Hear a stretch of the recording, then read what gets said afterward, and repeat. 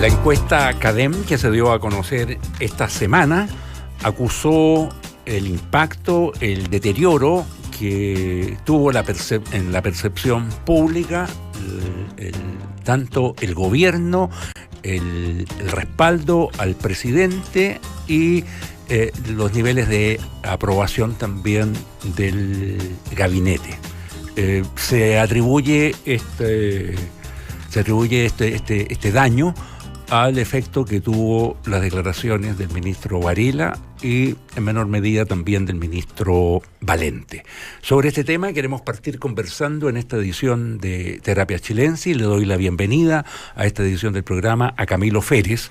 Me acompaña también Patricio Fernández. Bienvenidos, señores. Muy buenas tardes. Buenas tardes. Muy buenas tardes. Esperable, sorpresiva este abollón, digamos.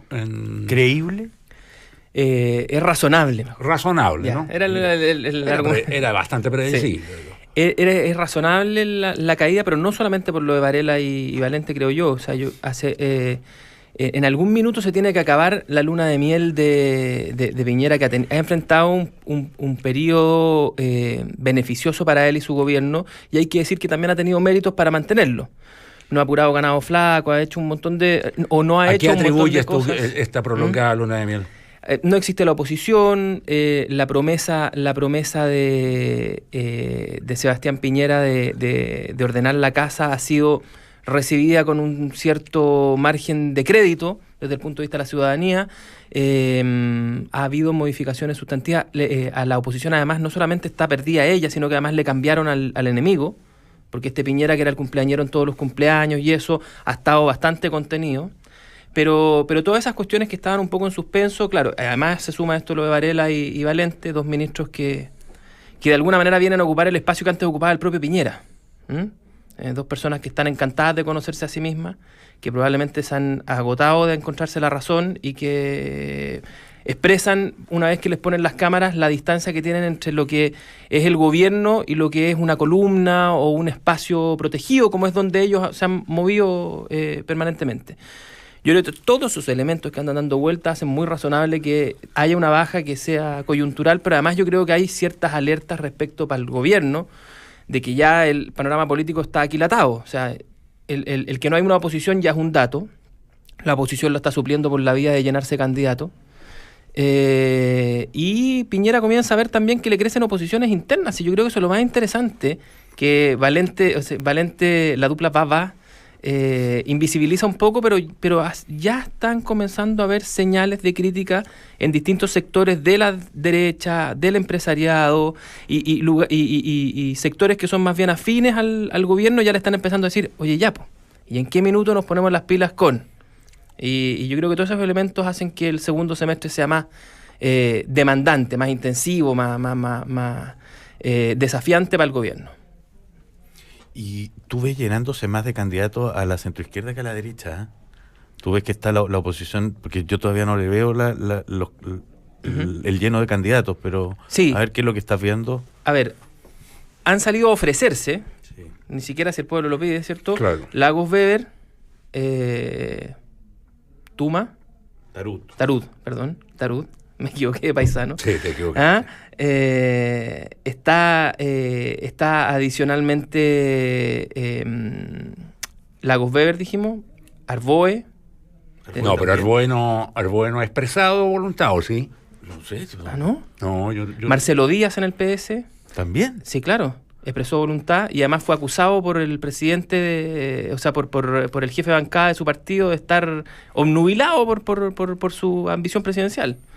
Entonces, claro, no se nota mucho y la derecha ya los venía trayendo hace un rato, pero también Elizalde en el PS dijo que sí, Bueno, mucho más temprano que los otros dos. No has Tú, nombrado Héctor, al principal, a Máximo Pacheco. Pacheco, ¿cierto? Es que yo creo que ese es la plataforma distinto, energética. porque ese además está recorriendo el país, Sí. hasta donde yo sé. Sí, y está presentando libros, Sí. lo está haciendo a la antigua usanza. Sí. Pero sí, hay. Lo que pasa es que, claro, sus plataformas son... Lo presenta en Curepto, me parece, la próxima semana. Sí. Asiente en el hospital. Entonces, si se deben estar quedando algunos otros en... también José Antonio Gómez. Sí, claro. ¿Viste que habían candidatos? Bueno, porque el pueblo lo pide. Pero Sí. todos los que tú estás diciendo como que no encandilan, ¿eh? No. O sea, no producen nerviosismo, No, digamos. no.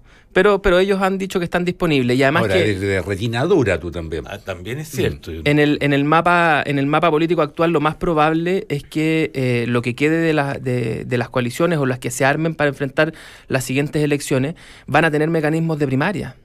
Y por lo tanto, levantar el dedo y tener un partido es suficiente, por lo menos, para aspirar a estar ahí. Y de ahí ya se verá. Por lo tanto, no los mataría tan pronto. O sea, Oye, ¿tú has visto, Camilo, cambiar has visto en este gobierno de Sebastián Piñera una derecha distinta de la que estábamos acostumbrados o un proyecto de derecha distinto del que estábamos acostumbrados? Sí, de todas maneras, yo creo que este gobierno tiene un proyecto y más nítido que la vez anterior. No sé si toda la derecha, pero sin lugar a duda, este es un gobierno que representa un cierto anhelo, que ya no es solamente a nivel de marketing, por mantener y construir un cierto espacio de centro-derecha, donde se sume la derecha, que no es problemático, digamos, pero sí, lo veo bastante convencido en lo simbólico, desde el punto de vista de la actitud práctica frente a las reformas. Piensa una cosa, que este otro problema que tiene el gobierno hoy día. De alguna manera, hoy día hay que empezar a preguntarle al gobierno si es que el diagnóstico que tenía del país cuando fue la elección estaba equivocado o era mañosamente exagerado, ¿cierto? Porque no se condice ese diagnóstico con la actitud real del gobierno. O sea, este país que estaba en la quiebra, en bancarrota, que requería retrotraer todas las reformas que se habían hecho porque eran un desastre, en términos estrictos, no lo está haciendo. Y además está mostrando ciertos niveles de estabilización en algunos indicadores, que el gobierno es hábil en decir los buenos son míos, ¿cierto? Y los otros vienen por arrastre.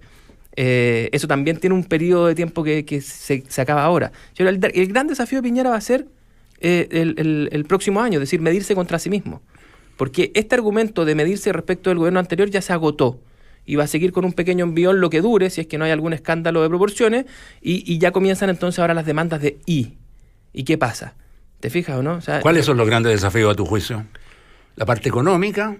¿La parte seguridad pública? Las encuestas dicen que las personas eligieron a Piñera por economía, inmigración y seguridad. Eso es lo que dicen desde el punto de vista de la intensidad. Migración como algo como un problema. como una preocupación. Sí, como un problema. O sea, las expectativas de las personas que han sido consultadas en encuestas, las que tenemos disponibles, digamos, apuntan Esos cual son más los cual temas. menos a esos temas. Y por lo tanto, ahí están las expectativas y todo aquello que no se mueva negativamente en esos indicadores le da más tiempo y más respiro al gobierno. Pero tienes que tomar en consideración que más allá de lo que son las expectativas de las personas, también este es un país que ha cambiado dramáticamente y eso que llaman la trampa de los países de ingreso medio tiene un conjunto de factores que ya se ha conversado mucho, pero hay otros. O sea, el país quiere, demanda y necesita políticas públicas que el Estado hoy día no tiene capacidad de proveer. Y ese es un tremendo desafío. Porque tú podés perillar hoy día una reforma previsional, por darte un ejemplo, que genere pequeños aumentos de las pensiones y que genere algunos mecanismos, ¿cierto?, de modificación de X, Y o Z.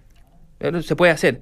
Pero ¿cuánto más resiste el país con que sea solamente el trabajo me refiero remunerado, en los contratos, los que soporten la carga de la política pública en general? Que tienen ahí la salud, tienen la previsión, ¿cierto? O sea, que solo los trabajadores paguen por servicios que han comenzado o prestaciones que han comenzado a ser universales, que es el tránsito que hace el país, pues si el país lo que ha dejado de lado es la focalización. ¿Ah? Entonces, ese tipo de cuestiones son desafíos para un gobierno que se ha planteado a sí mismo con un cierto esquema, no sé si refundacional, pero por lo menos como de ordenar la casa, como ha dicho Piñera, ¿cierto? Y ordenar la casa incluye estas cuestiones, no solamente ordenar lo que está por encima.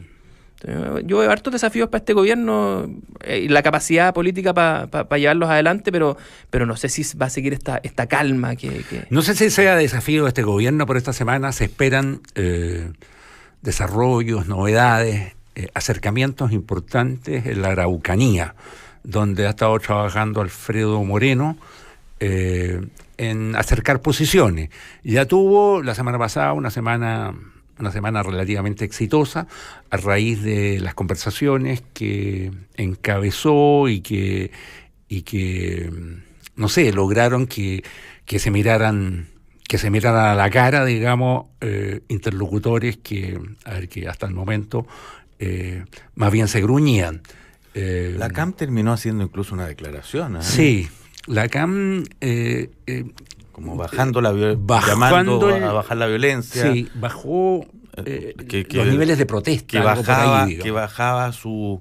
no me acuerdo cuál es la expresión. Yo tampoco, estoy tratando de acordarme, pero que renunciaba de momento a la violencia, a las gestos, actividades de presión, digamos. Sí, a la dado los gestos que veían desde el gobierno, etcétera.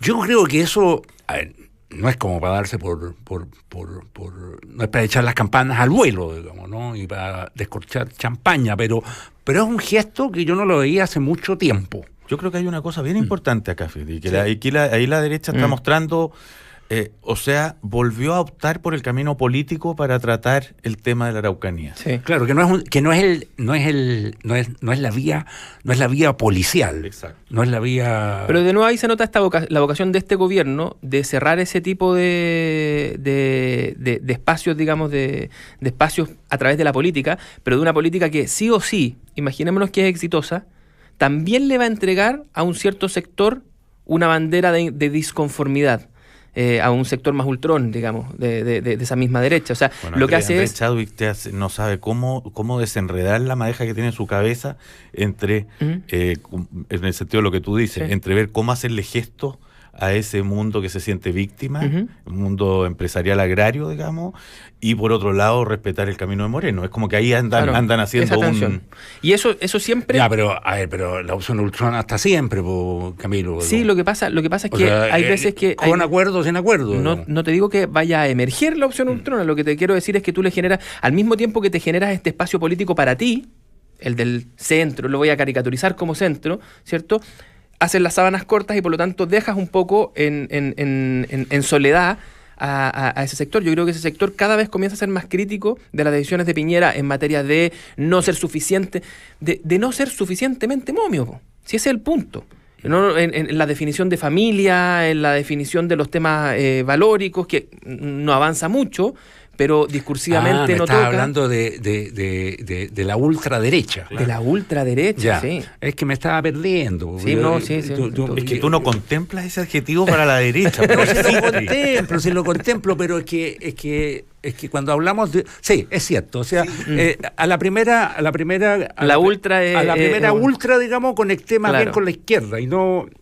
Sí, puede existir un mundo ultrón y sobre todo allá. Y esas decisiones son interesantes. Eso es lo que te digo yo. Si el gobierno mantiene haciendo que la pelota se caiga al medio o que termine el partido y la pelota vuelva al centro, lo que va a generar es un espacio político para sí, pero también va a generar toda una nueva corte de ultraderechistas disconformes con este gobierno. Claro, hasta ahora eso no se está manifestando. Poco. Hasta ahora el ministro le ha ido bastante bien. Digo. Sí, pero se manifiesta, pero poco. Se manifiesta todavía en baja intensidad, pero ahí... Si tú tienes a Luxinger... Luxinger hizo el 75% de la pega. Sí, claro, cuando tú tienes a Luxinger,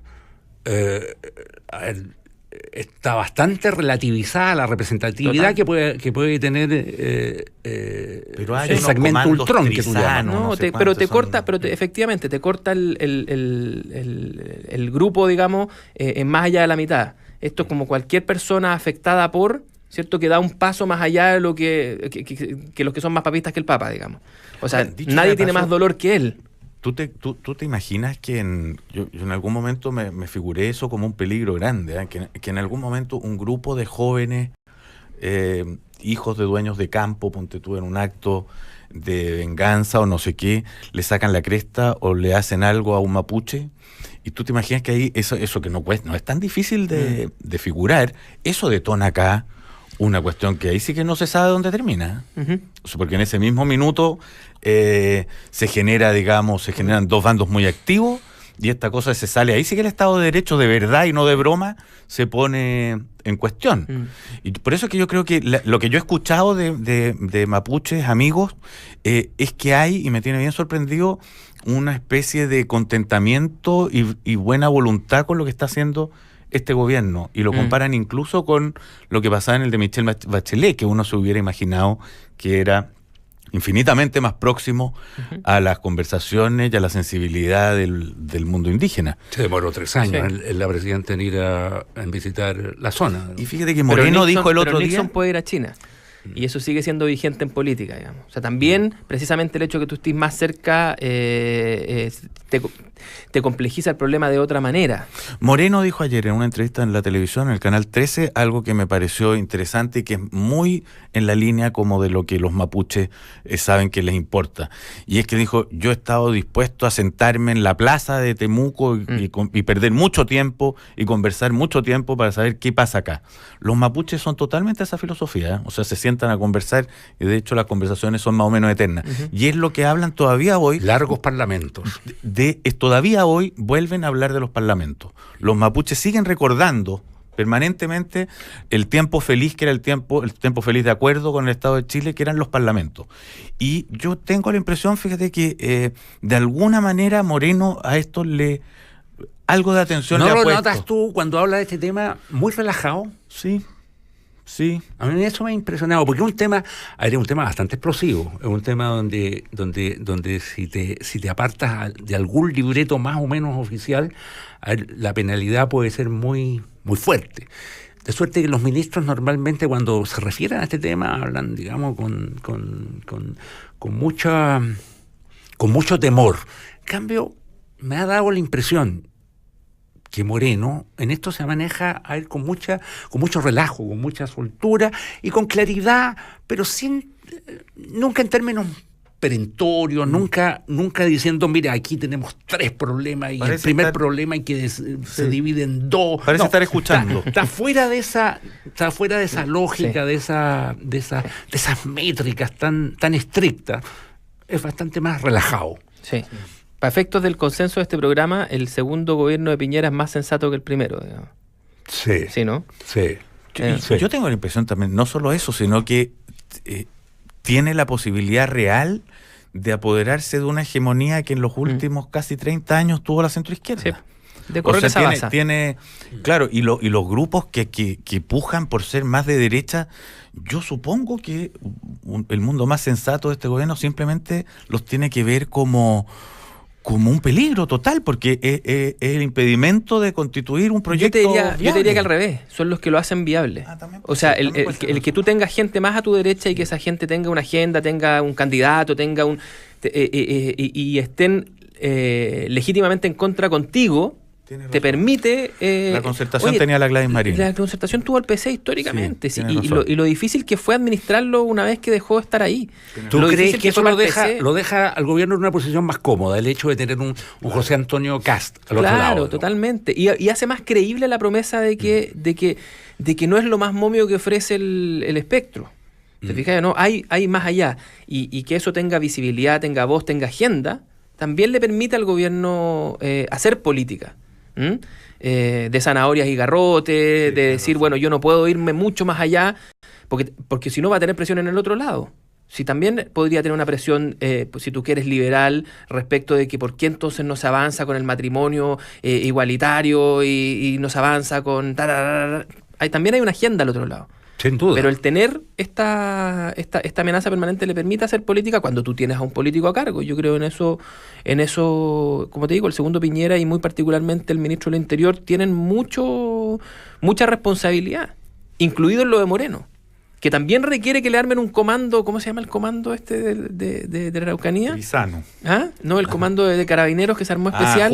Jungla. También requiere un poco, o sea, también hay un público al que hay que darle un poco de eso para que tú puedas hacer lo otro. Entonces yo creo que en ese sentido, pero claro, también está toda la expectativa de nada de eso mueve la economía. Que es lo que están diciendo hoy día. Sí, te puede generar condiciones de tranquilidad para que la economía se desenvuelva, pero los desafíos económicos estructurales, ¿cierto? De dónde están las plata y eso. El tema de la Araucanía no mueve la economía, pero una economía en llamas, digamos, es una región herida. No, si no te digo que no haya que hacerlo, te digo que eso que se está haciendo muy bien de todas maneras se está invisibilizando otros sectores donde también se produce oposición. Yo creo, Camilo, que si el gobierno tiene alguna cosa clara, es que su principal desafío es la economía.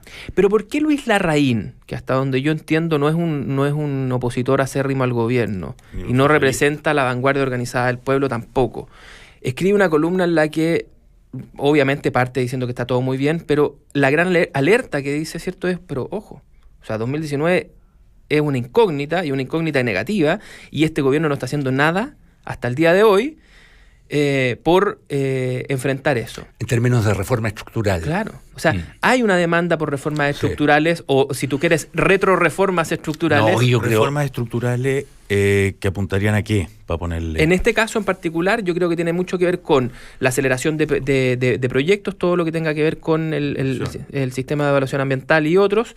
Tiene mucho que ver con inversión, lo tributario.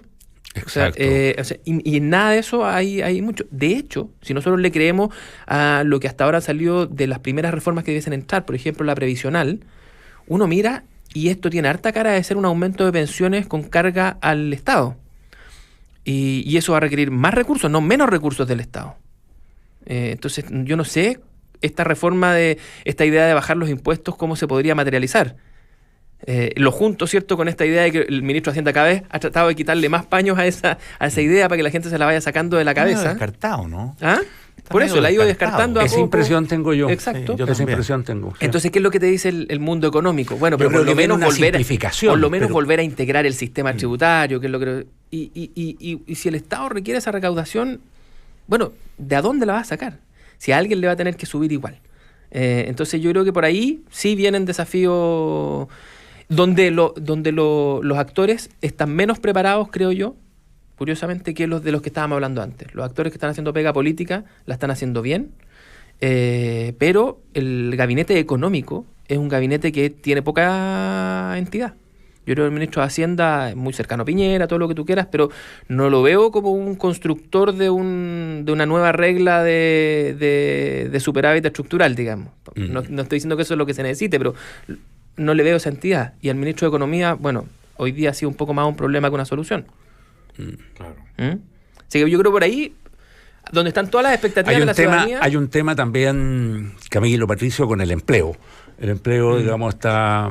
Es cierto que algún dinamismo se observa, pero esto no es coser y cantar. No. Esto, la calle está demostrando que mejorar los niveles de empleo de este país supone algo más, y yo no sé si hay un problema, digamos, en la legislación laboral.